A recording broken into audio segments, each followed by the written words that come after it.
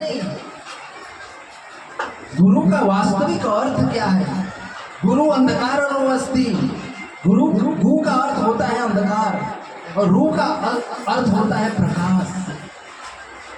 जो व्यक्ति अंधकार अज्ञान के अंधकार से निकाल करके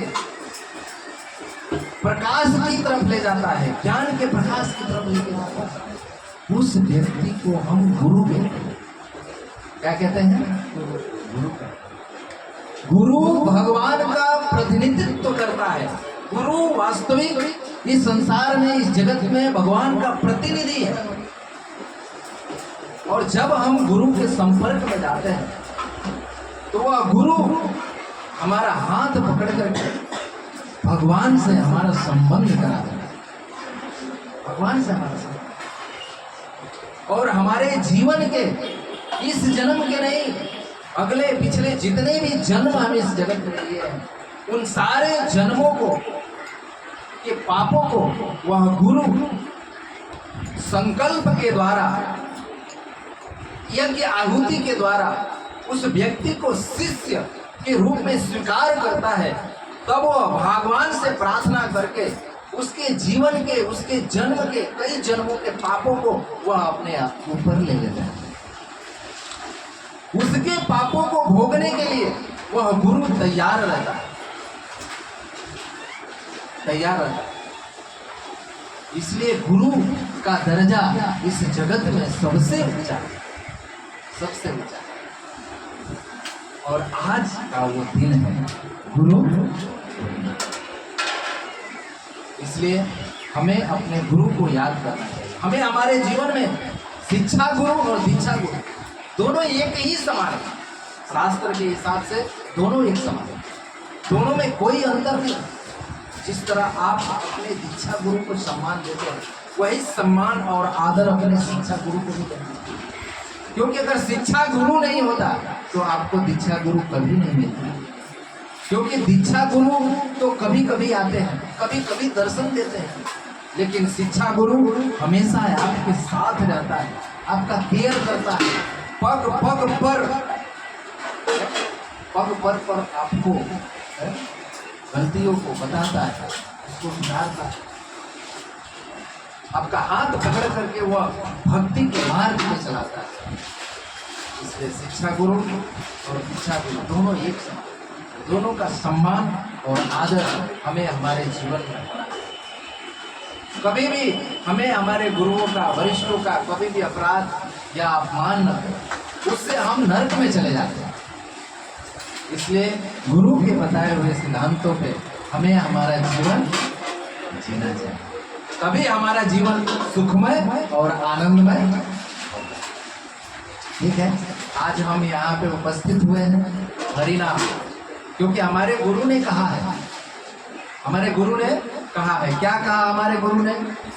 हमारे गुरु ने कहा है कि हम अगर हरिनाम संकीर्तन करें, हरिनाम जप करें, तो कभी भी आपका गुरु आपसे दूर नहीं होगा, आपसे दूर नहीं होगा।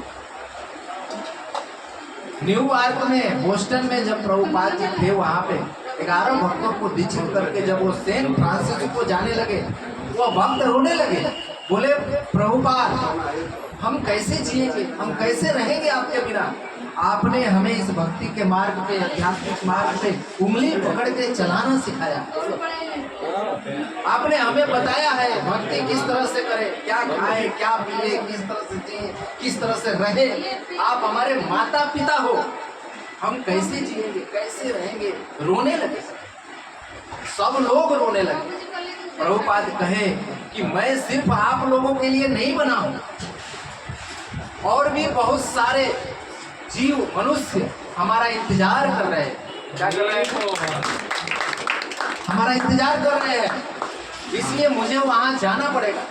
लेकिन अगर आप लोग चाहते हो कि हम आपके पास रहें, तो हमने जो बताया है उसे करते रहना, हम हमेशा आपके पास रहेंगे, हमें हमेशा आपके पास। इसलिए हमारे प्रभु ने, हमारे गुरुदेव ने हमें कहा है कि श्रवण करो। क्या करो? श्रवण। आज का जो मैंने वीडियो भेजा है स्टेटस पे लगाया, वो गुरु महाराज का वीडियो है। गुरु महाराज ने कहा चतुर्मास के अंदर सबसे ज्यादा पुण्य प्राप्त करने का अवसर आपको प्राप्त है। आप ज्यादा से ज्यादा भगवान की कथा को क्या करो, श्रवण करो और हरिनाम जप करो, बढ़ाओ, माला को बढ़ाओ, हरिनाम जप करो और क्या करो, भक्तों का संग करो और 4 नियम का। इसलिए हम क्या करेंगे, आज हरिनाम संकीर्तन करेंगे, भगवान का नाम लेंगे और कलयुग में जीवों का उद्धार भगवान के नाम से ही होगा। दूसरा अन्य कोई रास्ता नहीं है उद्धार का। इस जगत में बहुत सारे लोग अलग अलग शास्त्रों से, अलग अलग पुराणों से, अलग अलग जगहों से बहुत सारी चीजें बताते हैं मनुष्य जीवन के लाभ के लिए, लेकिन वास्तव में सभी शास्त्रों का सार, सभी वेदों का सार क्या है, हरिनाम संकीर्तनम, हरे नाम हरे नाम हरे नाम केवलम, कलेव नास्तु कलेव नास्तु कलेव नास्तु गति। कलियुग में केवल इति षोडशक नामना कलि कलम सनातन नाथो परत रोपाय सर्व वेदांत दर्शन।